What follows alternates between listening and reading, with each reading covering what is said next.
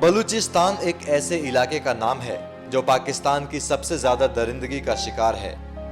हालांकि ये इलाका फिलहाल पाकिस्तान का हिस्सा है, लेकिन यहाँ के लोग पाकिस्तान पर ज्यादती का आरोप लगाते हुए लंबे अरसे से आजादी की मांग करते रहे हैं। हकीकत भी है, कुछ तस्वीरें और वीडियो आपको विचलित कर सकते हैं, इसलिए हम उन्हें आपको दिखा नहीं सकते। लेकिन वायरल हुए वीडियोस में पाकिस्तान की फौज की जो करतूत सामने आई है, उसे देखकर जानवर भी शर्मिंदा हो जाए।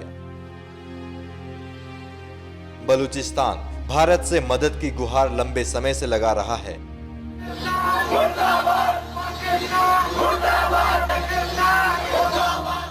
लेकिन इस बार 15 अगस्त के मौके पर देश के पीएम मोदी ने जब बलूचिस्तान का नाम लिया तो वहां के लोगों ने पीएम मोदी को तहे दिल से शुक्रिया अदा कहा। आज एनएमएफ न्यूज अपने दर्शकों को बताएगा कि आखिर बलूचिस्तान का मसला क्या है और आखिर खनिज पदार्थों से भरपूर ये इलाका दुर्दशा का शिकार क्यों है।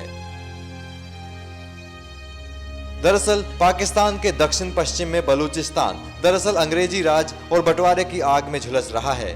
दक्षिण में ओमान की खाड़ी के उत्तर पर्वत, नदी, जंगल, दलदल और रेगिस्तानी इलाकों का देश बलूचिस्तान 1948 में जबरन पाकिस्तान में शामिल किए जाने के बाद अपने अकूत प्राकृतिक संसाधनों की वजह से निरंतर टकराव का क्षेत्र बना हुआ है।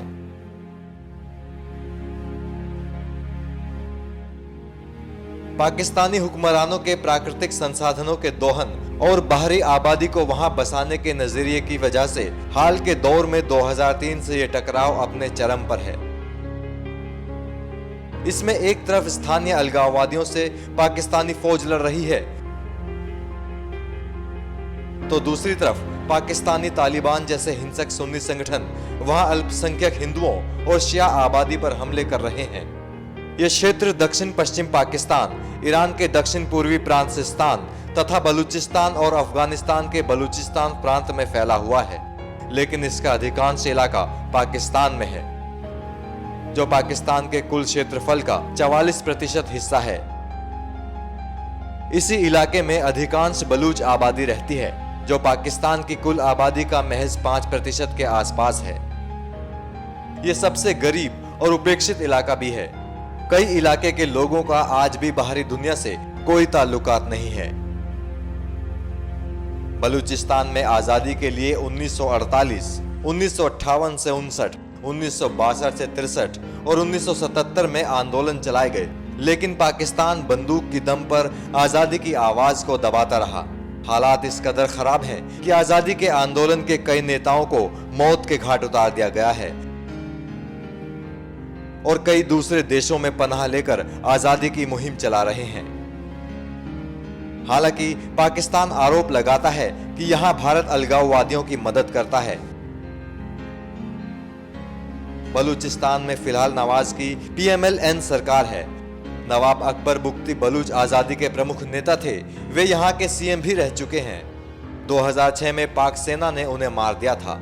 उस समय पाक के प्रेसिडेंट रहे परवेज मुशर्रफ पर बुख्ती की हत्या का केस चल रहा है।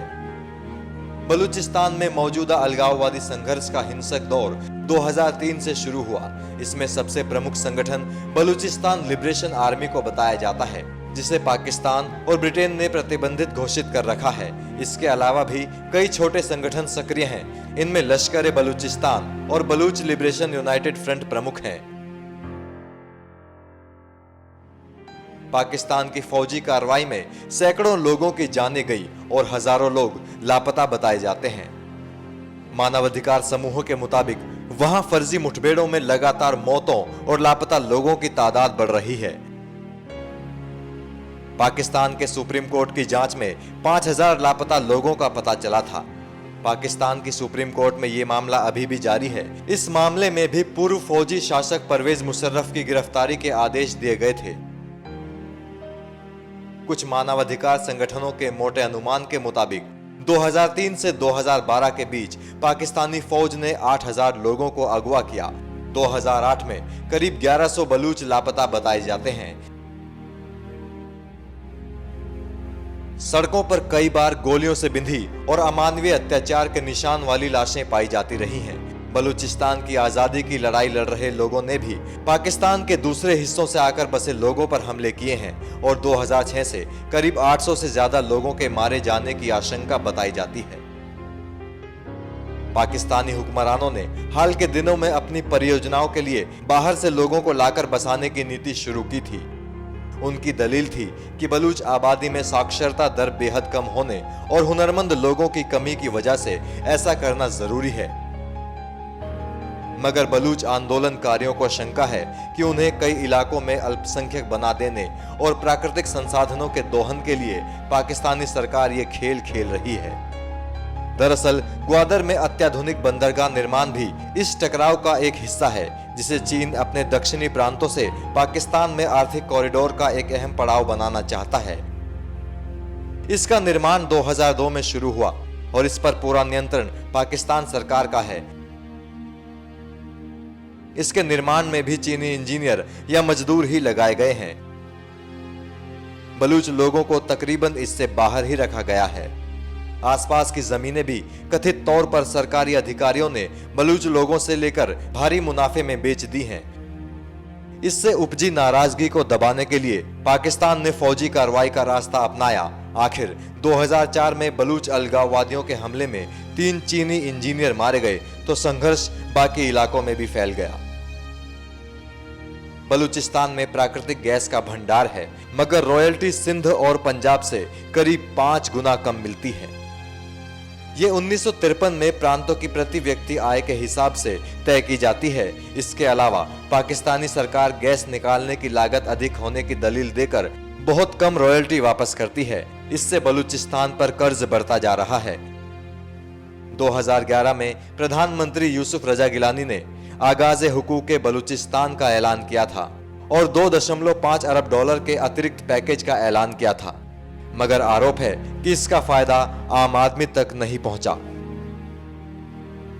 फिलहाल बलूचिस्तान भारत की तरफ उम्मीद और मदद की नजर से देख रहा है, लेकिन बलूचिस्तान का मुद्दा भारत के लिए कूटनीति के लिहाज से बेहद अहम है। ऐसे में देखने वाली बात यह होगी कि हिंदुस्तान के पीएम नरेंद्र मोदी इस मामले को लेकर क्या रणनीति बनाते हैं।